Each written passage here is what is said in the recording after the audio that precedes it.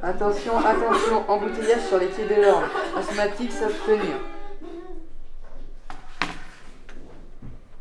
Alors un atelier scientifique et technique, c'est un atelier où des élèves volontaires viennent travailler pendant 2 heures par semaine.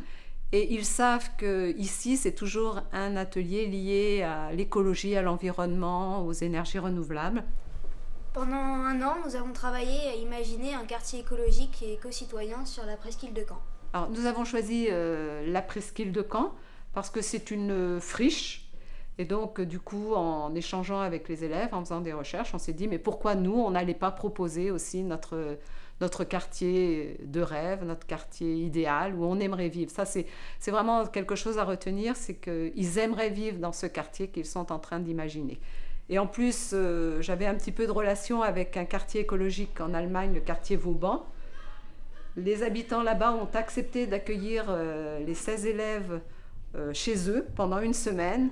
Donc ils ont eu la chance de vivre en direct ce qu'était un quartier écologique. Donc là, du coup, ça les a motivés à fond pour faire la même chose à Caen. Ce quartier, nous le voulons très coloré. Il y aura des immeubles, mais aussi des maisons individuelles de toutes les couleurs et de toutes les tailles collées les unes aux autres. Pour les constructions, nous voulons que des produits sains et écologiques. Du bois, de la paille pour les isolants ou du chanvre, de la peinture sans solvant toxique. Profitons de ce qui est renouvelable. Il y a les panneaux solaires, donc ils chauffent notre eau. En fait, c'est un panneau qui est fixé sur nos toits. Ce panneau contient un tuyau qui contient un liquide. Ce liquide chauffe avec l'énergie du soleil. Après, ce liquide se dirige vers notre chauffe-eau. Puis après, on a de l'eau chaude. Il y a aussi les panneaux photovoltaïques. Donc en fait, c'est les photons de la lumière qui tapent sur ces éléments. Il y a un mouvement d'électrons, donc de l'électricité.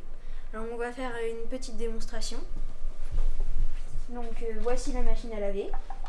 Le soleil, donc les photons de la lumière vont taper sur les panneaux photovoltaïques. Et là ça tourne. Si on l'enlève, ça tourne plus. Après il y a l'énergie du vent.